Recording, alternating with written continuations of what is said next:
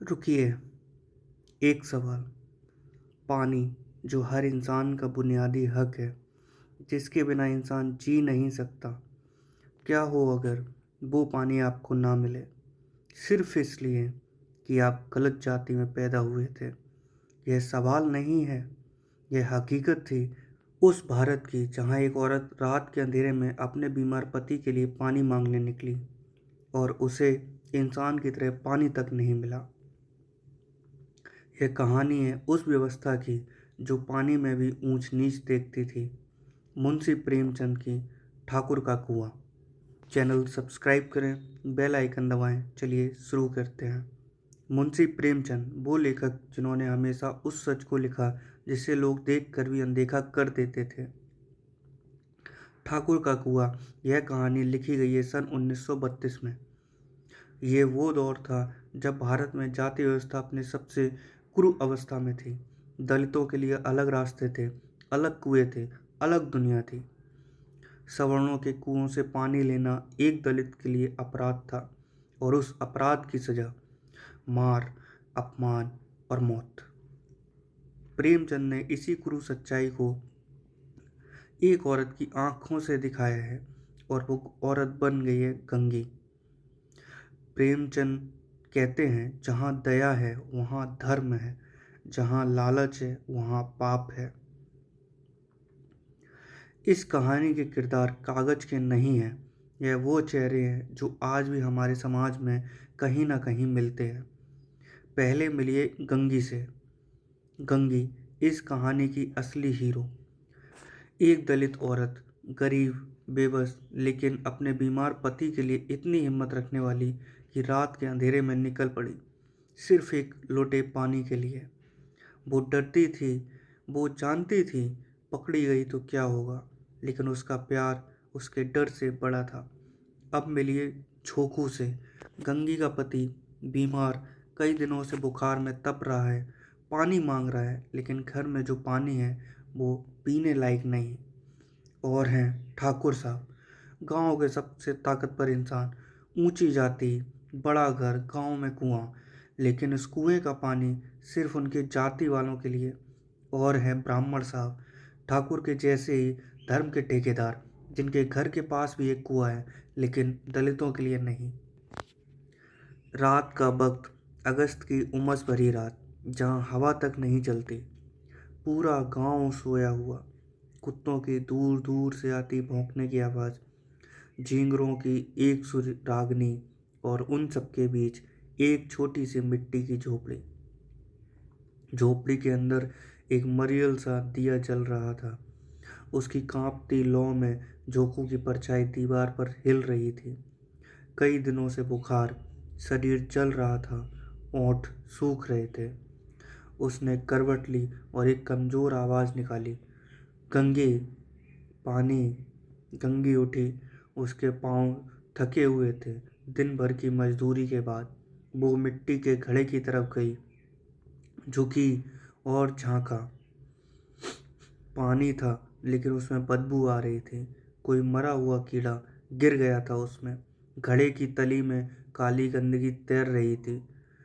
गंगी ने जोकू की तरफ देखा। बुखार से तपती उसकी देह, सूखे होंठ, आंखें जो पानी मांग रही थीं। यह सड़ा पानी उसे कैसे पिलाऊं? यह पानी खराब है, रुको मैं लाती हूँ। जोकू ने कमजोर आवाज में पूछा, कहाँ से लाओगे इस रात को? गंगी चुप रही। उसके मन में एक ही जगह थी, ठाकुर का कुआं। ठाकुर का कुआं, यह नाम सुनते ही गंगी के सीने में कुछ दब गया। उसकी आंखों के सामने एक एक तस्वीर उभरी, उस दिन की जब गांव की एक दलित बच्ची ने ठाकुर के कुएं को छू लिया था और ठाकुर के आदमियों ने उसके बाप को बीच चौक में पीटा था। वो चीखें आज भी उसके कानों में गूंजती थीं। वो जानती थी उस कुएं पर उसका हक नहीं है। वो दलित थी, नीची जाति की, और ठाकुर की नज़र में उस कुएं का पानी उसे अपवित्र कर देता। अगर पकड़ी गई तो मार पड़ेगी, अपमान होगा। ठाकुर के लठेर रात को भी जागते हैं, लेकिन जोको 3 दिन से कुछ नहीं खाया, रात भर करवटें बदलता रहा, और वो पानी जो घड़े में है वो पानी तो उसे और बीमार कर देगा। गंगी के मन में एक जंग छिड़ी, डर बनाम प्यार, खतरा बनाम जिम्मेदारी, जाति का डर बनाम पत्नी का फर्ज। उसने अपनी साड़ी का पल्लू कसकर बांधा, पुराना घड़ा उठाया और निकल पड़ी रात के अंधेरे में अकेली। रात गहरी थी, चांद बादलों में छुपा था, मानो वो भी डरा हुआ हो। गांव की गलियां सुनसान थी, टूटी हुई ऊबड़ खाबड़। गंगी के नंगे पांव पत्थरों पर चल रहे थे, हर कदम पर डर, हर पत्ती की सरसराहट पर दिल रुक जाता, हर कुत्ते के भौंकने पर सांस थम जाती। दूर ठाकुर के घर की परछाई दिखी, बड़ा घर, ऊंची दीवारें, लोहे का बड़ा दरवाजा और उसके पीछे वो कुआं। गंगी रुकी, दीवार के पास पहुंची, दाएं बाएं देखा, कोई नहीं था। यह दीवार के सहारे आगे बढ़ी। एक पत्थर पर पांव पड़ा, चट की आवाज आई। गंगी रुक गई, सीने में दिल धड़धड़ाया। कोई नहीं आया। वो कुएं के पास पहुंची, रस्सी उठाई, ठंडी नम रस्सी, घड़े को उससे बांधा और धीरे धीरे बहुत सावधानी से कुएं में उतारा। छपाक, पानी की आवाज। घड़ा भर रहा था। गंगे के चेहरे पर एक पल के लिए राहत आई और ठीक उसी वक्त अंदर से आवाज आई। ठाकुर के कमरे की खिड़की से रोशनी छन रही थी और आवाजें, दो मर्दों की बातें। गंगी वहीं ठिठक गई, सांस रोक ली, घड़े को अपने सीने से ऐसे दबाया जैसे वो उससे कुछ पूछने वाला हो, और दीवार की आड़ में सिकुड़ गई। ठाकुर साहब बात कर रहे थे ब्राह्मण साहब से, रात के दूसरे पहर में बैठे बैठे इत्मीनान से। क्या बात हो रही थी? गांव के दलितों की बात। इन नीच लोगों को ज़्यादा छूट नहीं देनी चाहिए। बिल्कुल सही, सिर चढ़ जाते हैं ये लोग। गंगी सुन रही थी। दीवार की उस तरफ वो दो इंसान जो उस इंसान नहीं मानते, उसी के जैसे लोगों की बात कर रहे थे, और इस तरफ दीवार के इस तरफ एक औरत जो उनके कुएं का पानी चुरा रही है, क्योंकि उसके बीमार पति को जीने के लिए पानी चाहिए। गंगी के मन में एक तूफान था। क्या हम इंसान नहीं? क्या हमें पानी पीने का हक नहीं? क्या हमारे बीमार तड़पते रहे और हम मांग भी ना सकें? लेकिन यह तूफान उसके भीतर था। बाहर वो एक पत्थर की तरह चुप थी, डरी हुई, सुखड़ी हुई, इंतजार करती हुई कि बस ये लोग अंदर जाएं। कुछ देर बाद आवाज़ें बंद हो गईं, खिड़की की रोशनी बुझ गई। ठाकुर साहब अंदर चले गए। गंगी ने एक लंबी कांपती सांस ली, घड़ा उठाया भीगे हाथों से और जितनी तेजी हो सके वापस चल पड़ी। गलियां वही थी, पत्थर वही थे, अंधेरा वही था, लेकिन अब पांव और भारी थे। घर पहुंची, झोंकू को पानी दिया। झोंकू ने पानी पिया एक लंबे घूंट में और थोड़ी राहत मिली, लेकिन गंगी वो बस बैठी रही, दीवार से पीठ लगाकर। दिया टिमटिमा रहा था। उसके मन में वो आवाज़ें गूंज रही थीं, इन नीच लोगों को ज़्यादा छूट नहीं देनी चाहिए। और तभी जोखू ने घड़े को सूंघा और बोला, यह ये तो ठाकुर के कुएं का पानी लगता है। गंगी ने कोई जवाब नहीं दिया। उसकी आंखें भीगी थीं, लेकिन बाहर आंसू नहीं आए।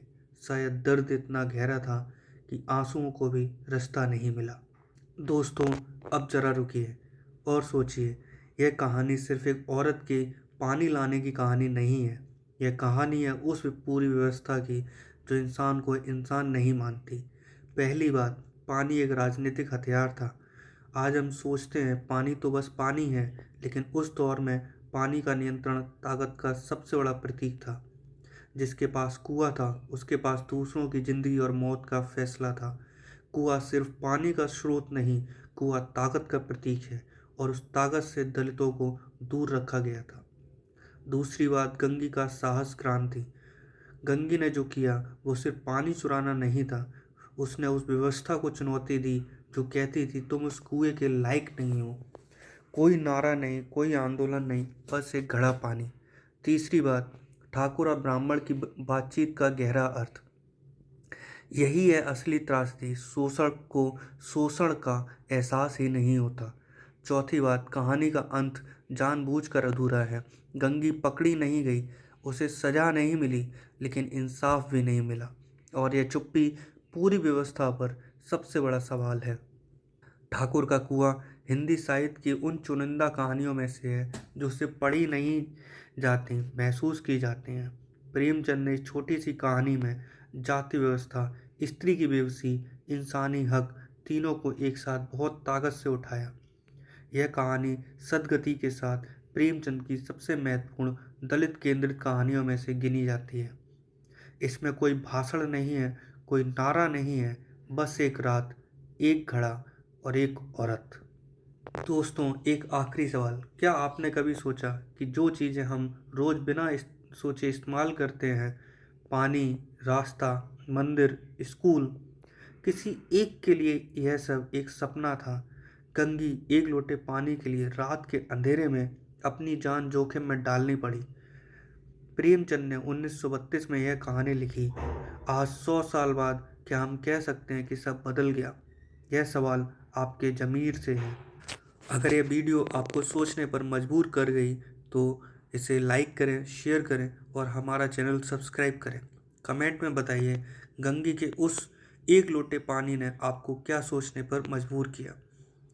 अगली बार मिलेंगे फिर एक नई कहानी के साथ। तब तक पढ़ते रहिए, सोचते रहिए और इंसानियत को जिंदा रखिए। जय हिंद।